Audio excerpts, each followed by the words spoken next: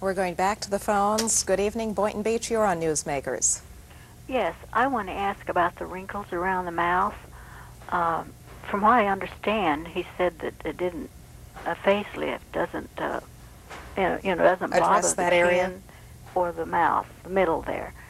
Now, it doesn't take care of the wrinkles, is that right, around the mouth? You're absolutely right, and I think one of the misconceptions that many people have for the facelift is they feel the facelift may encompass everything, and why I was graphic to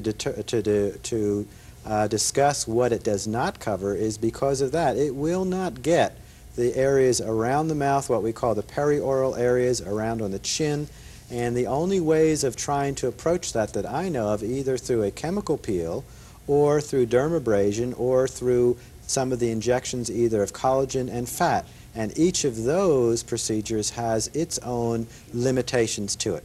For collagen, for instance, how long can you expect a collagen injection to last? I have found from experience with my patients that I use what we call a Zyplast. If you're not allergic to the material, usually we'll find that anywhere from a month to 3-4 months maximum is the length of time for the collagen, and then what the company calls a touch-up, what I call as repeat injections, is pretty much the rule that I've seen. And how much is one of these repeat injections, or how much is an injection well, of collagen every couple of months? Unfortunately, it is a very sore subject with me because they have just increased the price again over the last year, and I really look at it as being something that the company has very much taken in their own hands and are turning the valve, pretty much supply and demand, and raising the price. The price has just increased again. Anywhere from $200 to $1,500 have been quoted prices for these injections. And you could be paying that every couple of months if you want to maintain it. Every couple of months, and unfortunately the price has gotten more. Thank you for your call. Boca Raton, you're on Newsmakers. Go ahead. Yes, I'm calling for my wife. She was 67 years old and had a facelift which included the removal of that turkey, whatever you call it. Excuse me. And in addition, she had her eyes done, the upper lids and lower lids.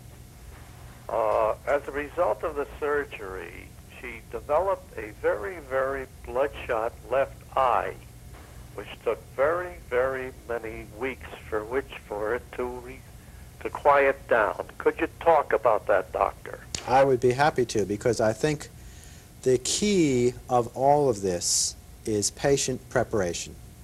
I think that you as a person and me as a person need to come to terms as to what we are doing, what you can expect and what I can expect. And I think that the majority of problems that I have seen and heard about are from very, very poorly prepared and educated patients. I think a physician who takes their time to talk with you and you take their time to talk with them, most of the time will be able to go over the salient features and into the intricacies of what the surgery is about, what we can expect as far as an outcome, and what the healing and things that may or may not be expected afterwards should be. And I think that one of the real problems in our society, and the reason why I'm here tonight, is education. If the surgeon had taken time to talk with you and had discussed with you in advance, you would have felt much more comfortable knowing that it does take time for these things to happen. It takes time for wound healing to occur, and usually wound healing, complete wound healing, may take as much as a year, 2 or 3 before total finite wound healing has occurred. So oftentimes many of the things that we see early on, whether they be bruising or swelling, or as the other lady had called in about the cyclical type of up and down, or as you are saying, most of these things in time will resolve if you are given the reassurance and the education, the preparation beforehand, so you know what to expect. And that for me is the best kind of confidence and result in a patient that I'm looking for. I will not operate on somebody who I feel is not prepared and isn't willing or able to handle the usual common things afterwards and even the unusual things that may occur.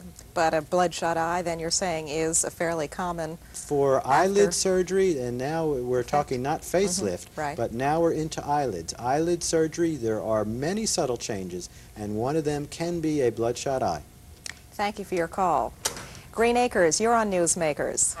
Yes, I'm in my late 40s, and I have no wrinkles of any kind, neck, face, but I do have You're lucky. bags under my eyes, and it gives the appearance of me being tired when I'm not. So I was wondering what the procedure is to remove that puffy skin under the eyes. Okay. Again, what you are describing is what you see. And that is all that you see because that is where you are. Without seeing you here, I would suggest to you that there are multiple reasons for that puffiness. And if we look at the anatomy, which is what we are supposed to do, we can look at whether it is fat that is coming through, whether it is a problem with excess muscle, whether it is a problem of puffiness from allergies or something of that nature, whether there's excess skin in those areas. There are a multitude of reasons why we see the things that we do, and without seeing you up close, being able to examine, it's difficult to say what you are saying as to what the reason, and therefore all of those things may take different procedures.